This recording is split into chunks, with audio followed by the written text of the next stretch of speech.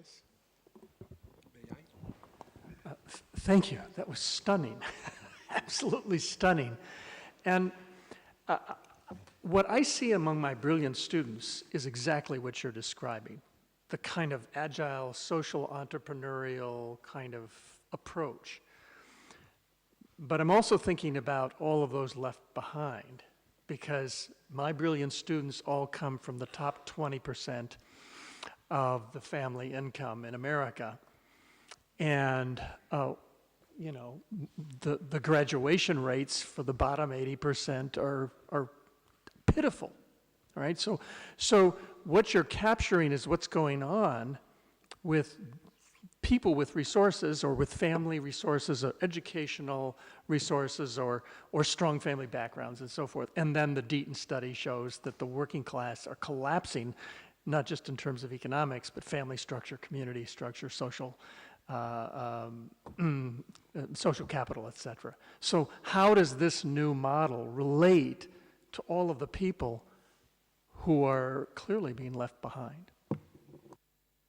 So this is why I focused so much on mechanism and on the history, because I think what I'm documenting is a change in the perception of how to do things, which then needs to be applied by these elites that are there to micro and meso level organizational forms, to macro level institutions. So the example, Mary Gray from Microsoft Research, a fellow at Berkman, Andres Monroy, and a bunch of others working to build a platform for home healthcare aides and families to share information and become a platform that is owned by and with a cooperative of the home healthcare workers to allow for a better, longer-term relations between the families and the workers, and to allow them to produce some risk sharing among them. So you have this avant-garde of young, educated people thinking about what it means to be a success in the world, not in terms of the Wall Street return, but in terms of being able to say, look what I built.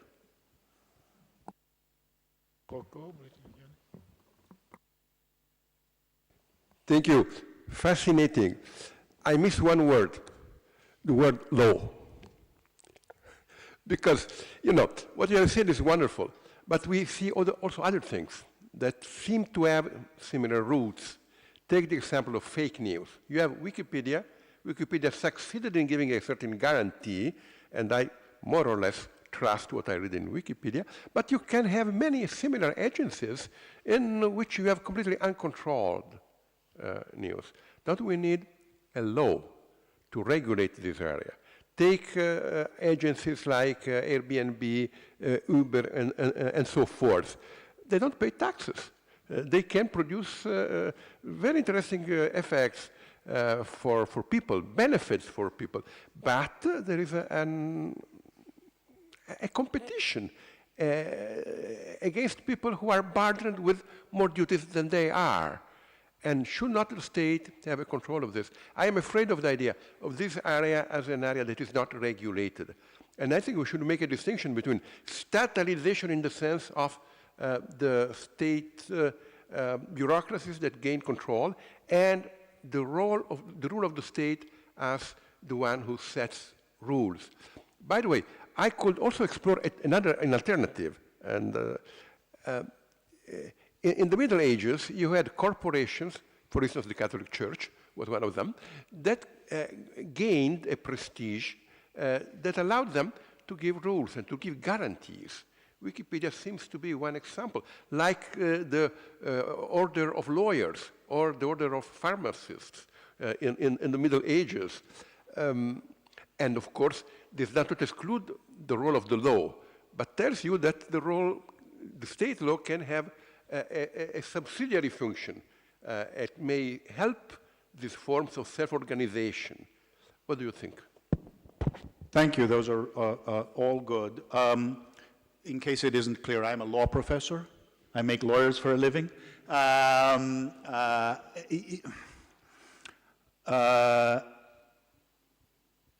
Law I tell my students we are the engineering school of the social sciences and the humanities.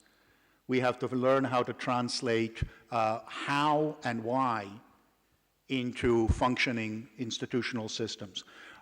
The reason to do this sociological, economic, theoretical work is to be able to define what the best rules are. And we've been having fights in law all the time around these. So the net neutrality debate is about competing conceptions of how to construct a network. The intellectual property battles, trade battles. So there is a direct, continuous social mobilization around, political mobilization around the politics of law, because, as I had in that system, law interacts, stabilizes, or destabilizes these models. We're in the middle of one such renegotiation, again, with net neutrality now under Trump. So I agree that law is critical. Whether it is the best way to deal with any particular challenge has to be studied within this framework. So you gave the example of the corporations, fake news. Is the answer to get Google and Facebook, as the UK this morning in the paper was suggested, to pass a law to require them to filter fake news, or are we more worried about the power of these companies to actually shape? I'm sorry. I think there is a misunderstanding. I use the word corporation, not in the sense that is common today, the big corporation, but in the medieval sense. I understood, and I'm going there. So that's one class of questions. The second, which I think has been very central to this movement, has been creating networks of players. So the IETF, the Internet Engineering Task Force, is precisely the kind of not public, not market, community of professionals seeing themselves in the work. They set the basic standards for the Internet. The World Wide Web Consortium is the same thing, and if there are complaints, it's about its corruption by the intervention of substantial corporate players as part of it, because it is structured institutionally differently. The fake news problem, one of the many solutions is to try to create some kind of a network of people acting in social society in order to solve that problem. So one of the things that happened with the inspiration of commons-based peer production is the fact that you can take incredibly complex problems and break them up and structure them in such a place that you can get volunteer effort to do them that's not corrupted by either the state or by market power. And that's the direction of the solution.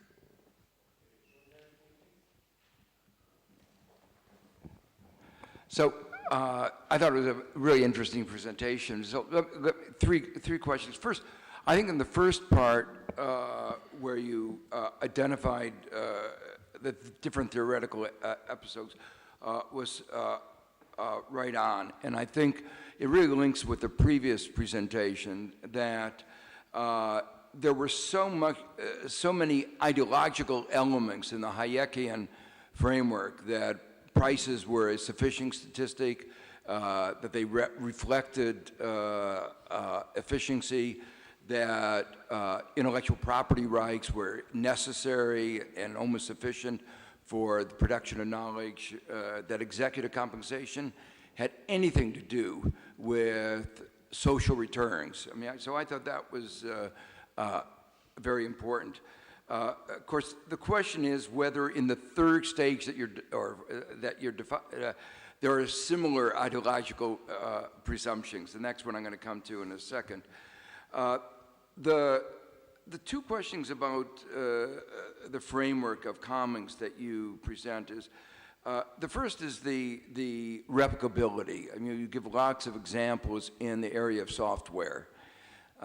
That's only one domain, and I think it's been very successful in that domain, but it's not been as successful in it. There are some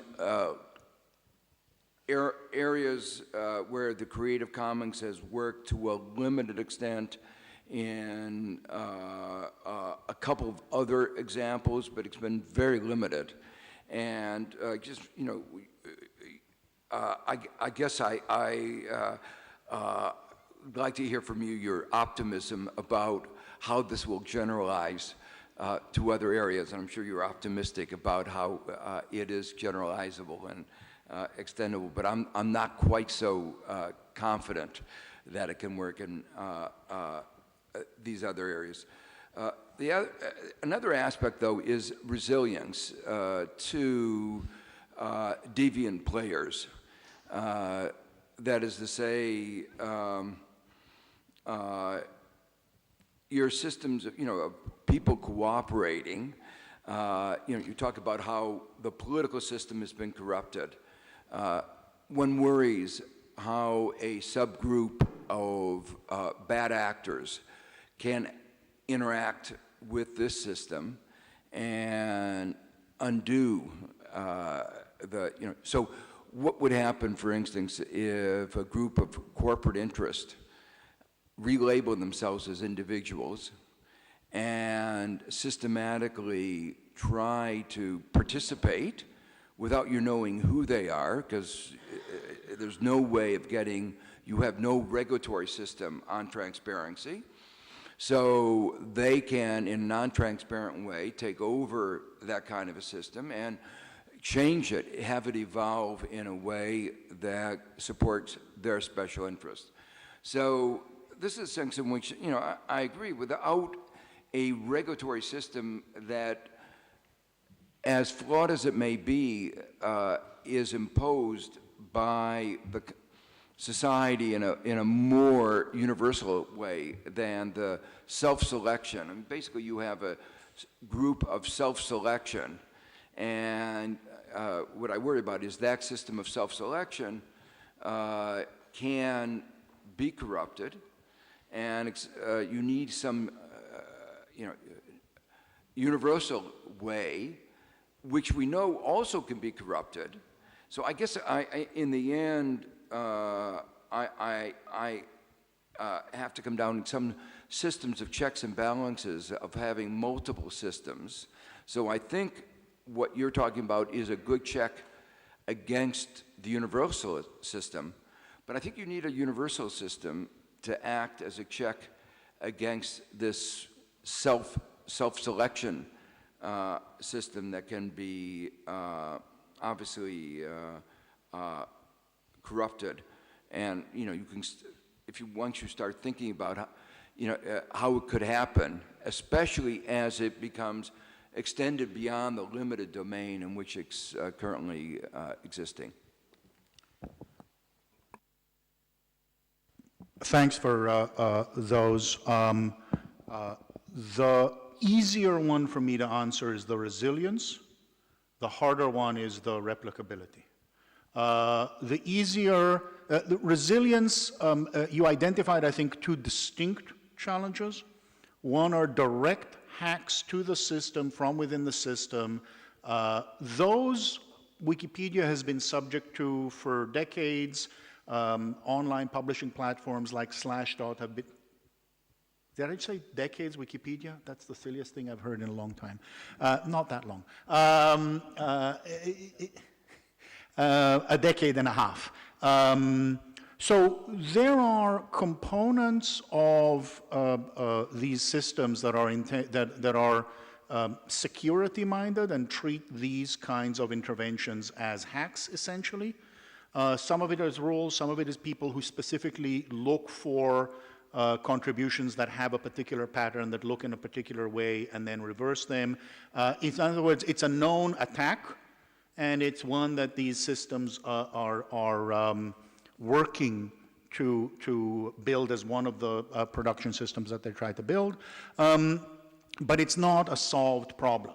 That is to say, as I said, the difference between the IETF and the W3C is that the W3C, between the Internet Engineering Task Force and the World Wide Web Consortium, is that the World Wide Web Consortium seems to have more of an in for corporations to navigate in their direction, and that's one source of criticism.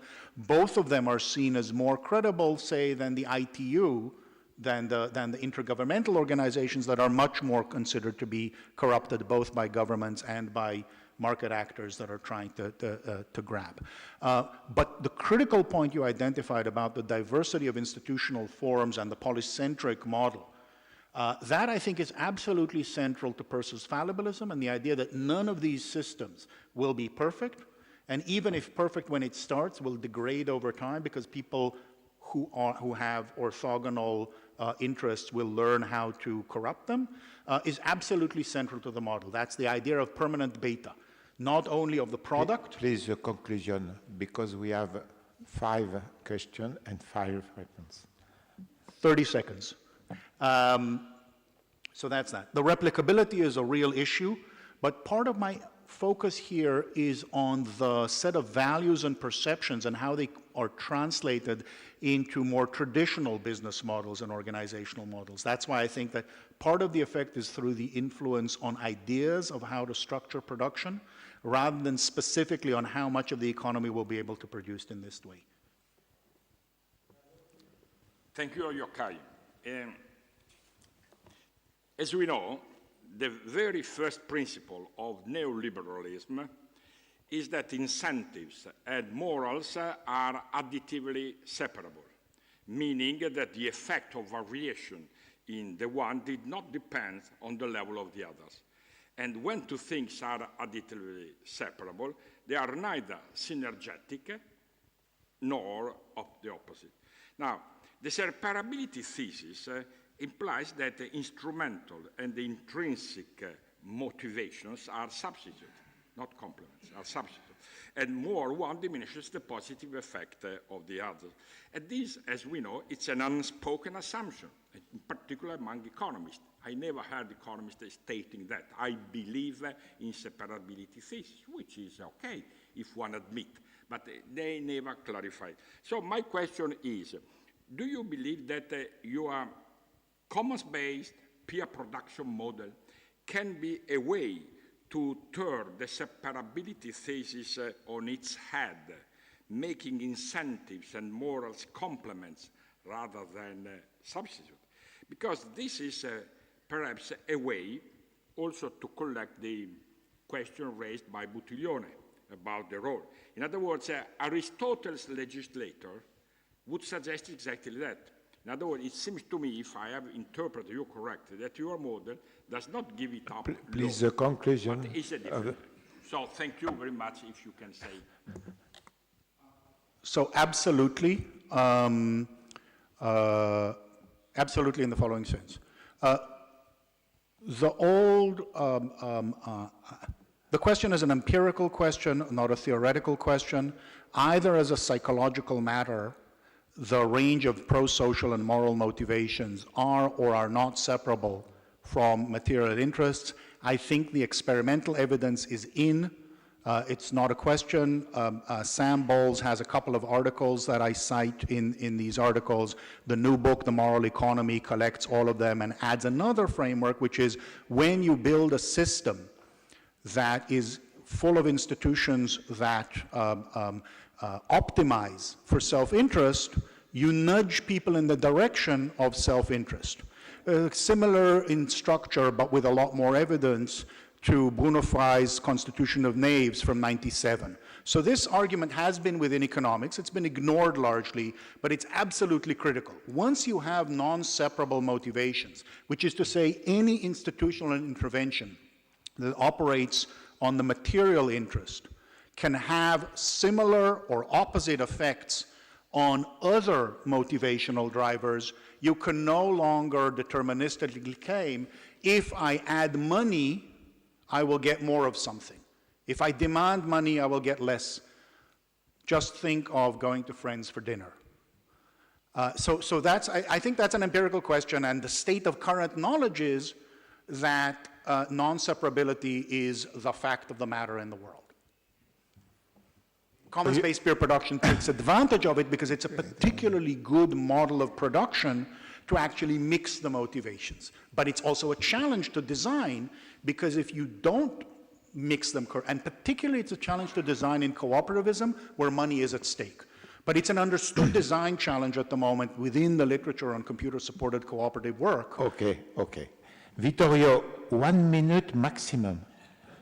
Thank you for a very fascinating presentation. My question is simply this one.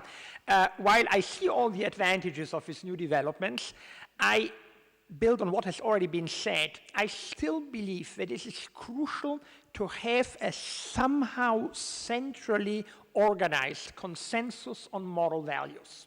What we have seen in the last years is that people live more and more in different blurbs of opinions, the so-called fake news that Rocco was mentioning, and one has to recognize that a large amount for this is the responsibility of the left, because it has taught us for the last decades that there is no objective truth, and therefore there has been a collapse of the belief in objective truth. If I tell you my fake news, it's only my subjective version, and your version is as subjective as mine, I have the same aspect. And I do think that the traditional system, where we had an educated class that were communicating through the press or through the media and formed a consensus that trickled down to society, had its limits, no doubt, but guaranteed a certain social stability that I see threatened by this model. It's okay. 2 minutes. Less.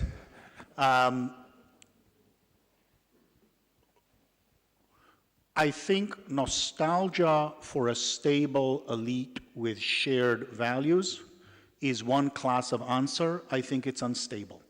I think the whole point from my perspective of synthesizing out of the set of social practices we observe a new way of arriving not at a clear consensus of shared value, but at a model of shared engagement in practical reason as a model of achieving not consensus on values, but a plausible range of disagreement and a mechanism for the revision and updating of beliefs under continuous uncertainty is the alternative that network pragmatism offers, rather than a return to the idea of a well-defined elite class that defines that consensus. Yes, thank you very much. Fantastic presentation, and you already answered the question I wanted to make, but I come back to it, saying that your approach is highly ethical, and you rely on an anthropology, which would mean that, and you made in that sense a good quotation, saying not our genes, not our biological individual will give us the key for that new approach, but our minds. And this means ethical consensus.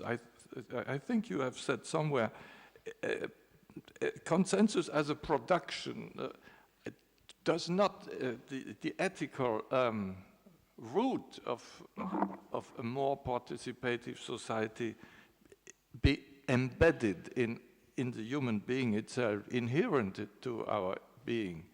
This is the point of view of the social doctor. Because I think it is very, very rare that human beings on a large scale share the same values. It is not our values of self-interest.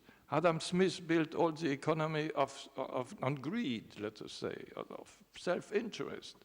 Now we move to a kind of a human being open to others, wanting to share, wanting to have a major development in sharing with others. This is a very good idea, of course, but can you expect that human beings are going to convert in a way that they overcome their genes? That is a critical question. But it's an empirical question, and an empirical question that has been subject to sustained experimental research, as well as anthropological and sociological research. And the answer, to the best of my understanding at the moment, is that while there are some people who are very early committed to a certain self-interested view of life, they're only a portion of the population. Most of the population is relatively plastic in context and over a lifetime and in different contexts, such that if you design the systems to engage the ethical, then people will behave ethically. And if you design the system to engage, if you'll give me a minute, there's one experiment in particular that really captures it. Lee and others, they basically take college students in the US, pilots in Israel, and they run them through the same exact prisoner dilemma over and over again, which has a unique prediction that everybody will defect and not cooperate. They take half the people and they tell them you're playing the community game. And then they take the exact same setup and they run the other half of the people and tell them you're playing the cooperation game. The people who are told I'm sorry, I said the same thing. One are told the Wall Street game, the other the cooperation game or the community game. The people told the community game, 70% start out sharing and cooperating and maintain cooperation throughout the experiment. The people told Wall Street, 30% cooperating, and then it declines to nothing. And that was more predictive of their behavior than their commanders or their teachers predicted about the personality of the individual. We're plastic. Embracing an ethical view of economic relations influences the prevalence of ethical behavior within economic relations is the critical insight. Monseigneur, non? Ah bon? Alors, c'était Louis Sabourin qui avait demandé avant et après la présidente, c'est ça? Louis Sabourin, oui. Merci beaucoup, Monsieur le Président. Je voudrais vous dire que je suis très impressionné par ce que j'ai entendu ce matin. Il y a longtemps que je suis là et je crois que nous avons atteint un point là tout à fait remarquable de qualité. Je félicite tous les deux commentateurs. Professeur Richler, je suis très impressionné par la théorie que vous élaborez. Vous réussissez à aller chercher dans l'économie et, comme le disait si bien Buttigieg, dans le droit, ce qui est nécessaire pour, je dirais, presque harnacher les obstacles fondamentaux devant lesquels nous sommes aujourd'hui pour arriver à développer des théories qui sont acceptables. Il y aurait beaucoup à dire, mais il y a deux points qui m'ont beaucoup frappé à la fin de votre exposé. C'est lorsque vous parlez de la place de la coopération dans le processus de l'évolution. Et deuxièmement, ce qui est peut-être plus important, c'est celui de ce que vous appelez les alternatives dans le nationalisme économique. La question que je me pose, évidemment, vous l'avez situé vous-même dans un contexte qui est plus axé sur des situations de pays très avancés, et surtout à partir de l'expérience américaine. Alors, je me demande comment vous pourriez pousser votre réflexion plus loin pour l'appliquer à l'échelon mondial, en tenant compte, naturellement, de la situation des pays moins favorisés. Voilà.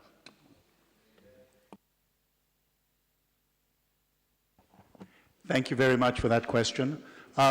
If you look at the work of the school that followed Lynn Ostrom's work on the commons, it was very oriented toward as a critique of what the now abandoned Washington Consensus development critiques, understanding that people locally had better knowledge of the conditions of production in their particular area, and that the standardization through property or through straight provision was a mistake. I think what you're seeing, the generalization is the same generalization. That is to say, once you stop believing that the answer is a single mechanism, but you understand that you need local experimentation, you can actually produce development policies both centrally and, say, at the World Bank and locally that aren't trying to replicate the prior model.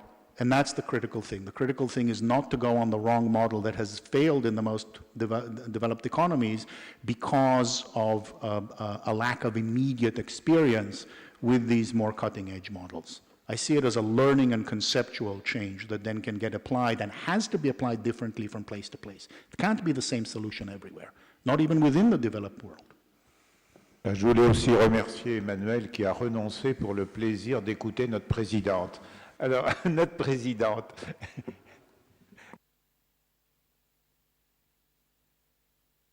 Alors, je crois que tout le monde doit se patienter jusqu'à demain matin, premier papier, première exposition, parce que ça continue de là, mais pour le moment. Thank you very much, and now coffee.